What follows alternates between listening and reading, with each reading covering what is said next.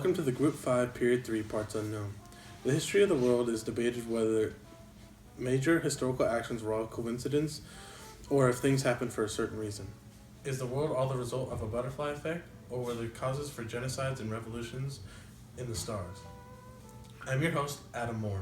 Today our news team is looking at the Harlem Renaissance and why specifically did the Renaissance take place in Harlem. There were countless other all-black cities in the United States, so why did the Renaissance take place in Harlem, New York? Why didn't the Renaissance take place in Philadelphia or Detroit? Let's start with our senior history correspondent, Jacqueline Duran. Take us away, Jackie. Thanks, Adam. Before we take the Lenox Avenue IRT subway down to Harlem, let's learn about the place we're leaving from.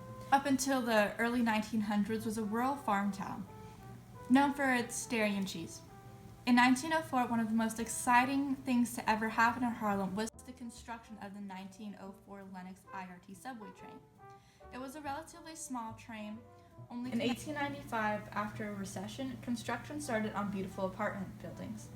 New York was quite clever with pushing the population towards Harlem. In the early 1900s, Harlem was home to many races and ethnic groups such as the Irish, Dutch, German, Haitian, and Jewish. Harlem was the spot for Jews and the Italian mafia. There were 200,000 Jews and 150,000 Italians in Eastern Harlem by 1915.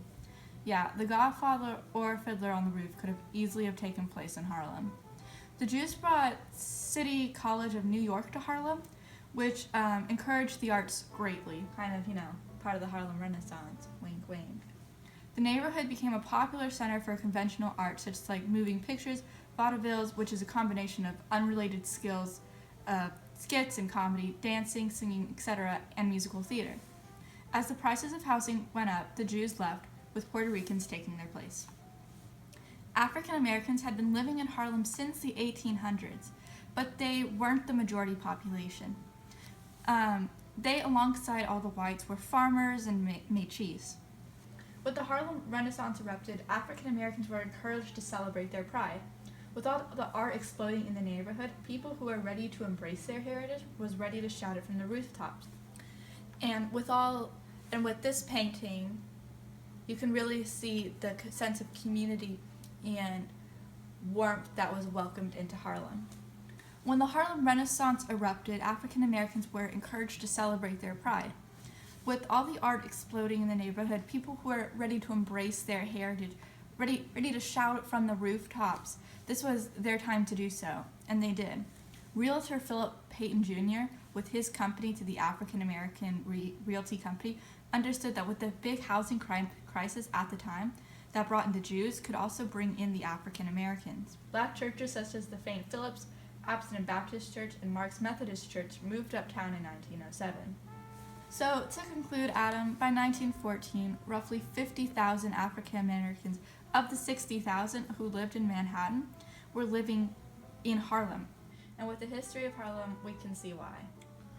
Now I'll take you to our senior Great Migration correspondent, Giselle Aguero, to tell you about how African Americans came to Harlem. Thanks, Adam.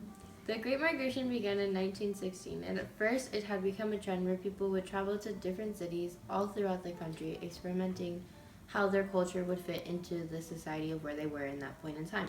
The Great Migration began in 1916. At first it had become a trend where people would travel to different cities all throughout the country, experimenting how their culture would fit into the society of where they were in that point in time. Driven from their homes, most African American families packed up and left because of unsatisfactory economic opportunities and harsh segregationist laws, so essentially many decided to head north. By the year 1919, some 1 million blacks had left the South, but there was a competition between jobs and eventually housing, which led to people segregating against the blacks even more than they already were. But most importantly, they had to worry about the KKK. And 200 years later, what are we still worrying about? The black population of major northern cities had increased by large percentages: New York, Chicago, Philadelphia, and Detroit. Eventually, African Americans had to find a way to handle and deal with the obstacles, and many families started to make lives of their own in the most prominent urban cities. But the most prominent one was Harlem. What was formerly an all-white neighborhood was filled with 200,000 African American families. What a story. However, when all the African Americans had finally found their sanctuary, meaning Harlem, they had come to realize that the North and the South were in many ways dealing with segregation. Thank you, Giselle. There were also a great prize of equality and freedom of expression to be had in Harlem. They made the city what they wanted and needed. Harlem was oozing with rich African American culture. It was so popular that in 1910, the population was 775,500 people, and in 1920, it grew to 868,500 people. That's almost 100,000 more people in just 10 years. This growth was shown because Harlem was a very accepted place of all races. Many immigrants went to Harlem for work, seeking jobs such as steel production, highway building, and working at gas stations. On the other hand, many educated people flocked to Harlem to work as doctors, lawyers, and bankers. By night, Harlem was booming with people. Popular places like the Cotton Club was a very attractive place for young people of all races. White people would especially love these clubs. They would come to Harlem and fuel the overall economy, which would drive even more people to Harlem. New music such as jazz, swing, and blues grew massive popularity during the Harlem Renaissance. One of the biggest things that came out of the Harlem Renaissance was the sense of racial pride. After events such as slavery, racism was still a huge part of people's mindset. Minorities, mostly African Americans, wanted everybody to be equal to each other. Their beliefs support the idea of equality in a community.